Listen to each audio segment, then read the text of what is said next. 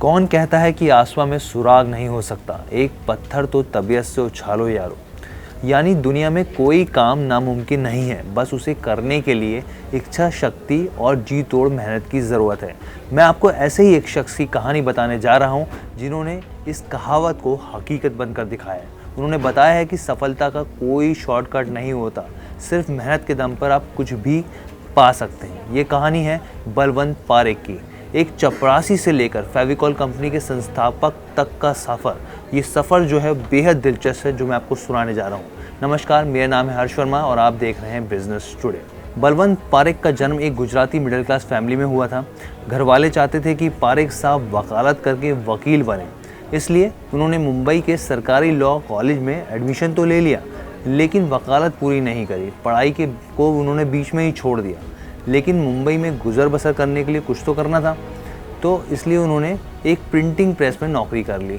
लेकिन उनका मन जो था वो बिज़नेस में ही लगता था, उनका दिमाग नए नए आइडियाज़ खोजता रहता था। इसलिए प्रेस की नौकरी करने के बाद उन्होंने एक लकड़ी व्यापारी के ऑफिस में चपरासी की नौकरी शुरू कर दी। इस दौरान ऑफिस के गोदाम में वो रहते थे। यहाँ उन्होंने लकड़ी के काम को काफ़ी गौर से देखा। समय समय के साथ साथ कई तरह के, जब वक्त बदलता गया, आगे बढ़ते गए, तो उन्होंने कई नौकरियाँ भी बदली। इस दौरान उन्होंने काफ़ी ज़्यादा लोगों से मिले जुले संबंध बनाए, जिस वजह से उन्हें एक मौका मिला और वो मौका था जर्मनी जाने का। वहाँ से लौटते ही पारेख साहब ने इंपोर्ट बिजनेस में हाथ आजमाया, लेकिन असली लड़ाई जो थी ना, वो अभी होनी बाकी थी। इस बीच देश में आज़ादी का समय आ गया था। इस समय देसी सामानों को लेकर लोगों के प्रति क्रेज़ देखा जा रहा था। ऐसे में व्यापारी भी देश में ही सामान बनाने लगे थे।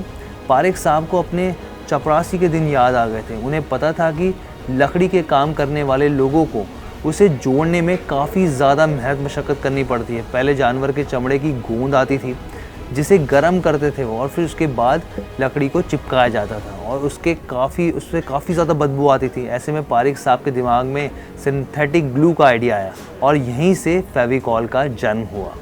बलवंत जी ने अपने भाई के साथ मिलकर 1959 में डाई और केमिकल फैक्ट्री की शुरुआत की। इसमें एक्रिलिक बेस्ड डाई बनाया करते थे वो, जो जर्मनी में, जिसे कहा जाता है कि जर्मनी में दो चीज़ों को जोड़ने वाले को कॉल कहते हैं, और इसी की तर्ज पर ये जो नाम रखा गया इस प्रोडक्ट का, इसका नाम रखा गया फेविकॉल। ये फेविकॉल का मजबूत जोड़ है, टूटेगा नहीं। लकड़ी से लकड़ी जोड़े या प्लाईवुड से लैमिनेट, फेविकॉल ऐसे जोड़ लगाए अच्छे से अच्छा न तोड़ पाए। इसके बाद ही पिडीलाइट कंपनी की शुरुआत हुई और कंपनी ने फेविकॉल बनाना शुरू किया, और इसके बाद कंपनी ने दोबारा पीछे मुड़कर नहीं देखा। बदलती दुनिया के साथ फेविकॉल से लेकर फेविक्विक तक का ये कंपनी का शानदार सफ़र रहा।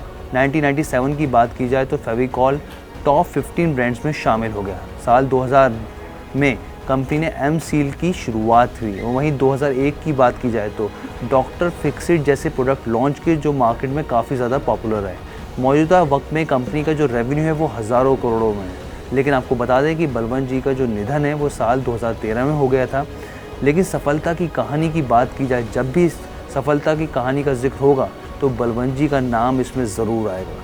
इसी तरह की खबरों को देखने के लिए, बिज़नेस से जुड़े हर एक अपडेट को समझने के लिए देखते रहिए बिजनेस टुडे।